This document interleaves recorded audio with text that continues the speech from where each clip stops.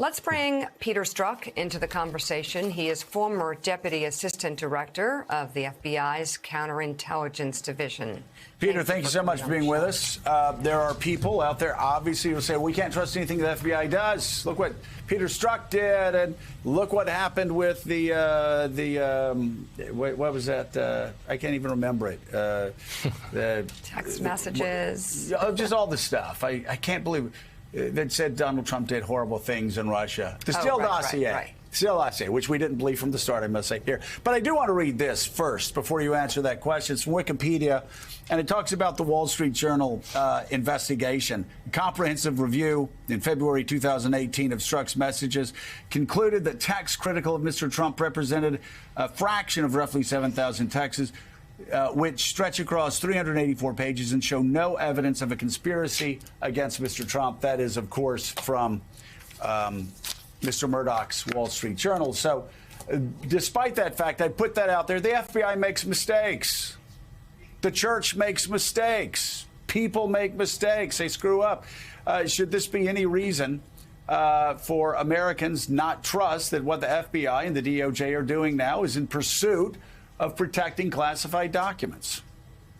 Well, Joe, absolutely the American public should trust what the FBI is doing. You know, what's funny is I think back the year and a half that I spent with a team looking at Hillary Clinton's use of a private email server, there was no concern. There was no outrage on behalf of any Republican as we used search warrants, as we went out and did a very invasive investigation to try and get to the bottom of what she did or didn't do. So it's not that the FBI is targeting any one side or the other.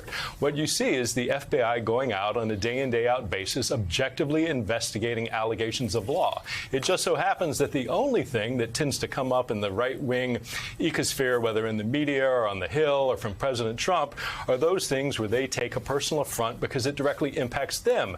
There's absolute silence when the FBI is investigating former Secretary Clinton. There's absolute silence when the FBI is doing things that isn't targeting them. So I think this is a one-sided narrative that has been developed and amplified, particularly by President Trump, going back to 2015 and 2016.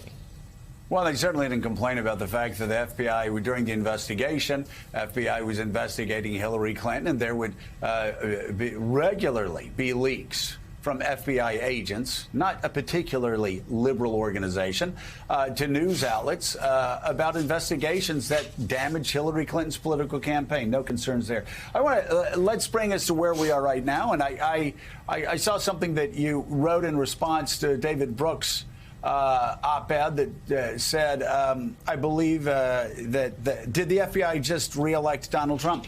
I've got great respect for David, but that seems like about as wrong of a question that you can ask at this time. My opinion is, if, in fact, an investigation to protect classified documents and to seek the truth and to possibly hold Donald Trump accountable for putting classified information in dangerous hands, if that reelects him, so be it.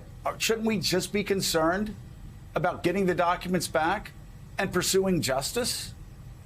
I think that's absolutely right. I mean, I share the same respect for David Brooks. I think in this case, though, the question of Donald Trump, he has spent the entirety of his adult life living on the margins of the law, pushing up to the edge, seeing what he can get away with, and then taking a step or two beyond that.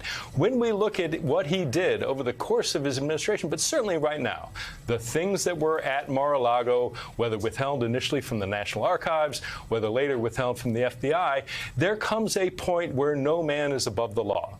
There comes a point that there are things that you do if you are holding these highly, highly classified documents, these things that if they fell into the hands of an unauthorized party, let alone a Russian intelligence officer, a Chinese intelligence officer, would cause massive damage to the national security.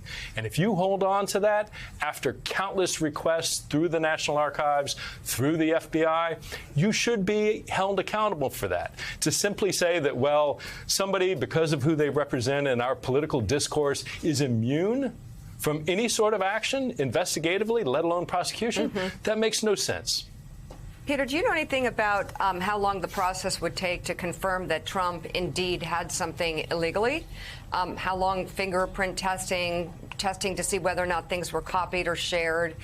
that process? Is there a way to determine how long this would take?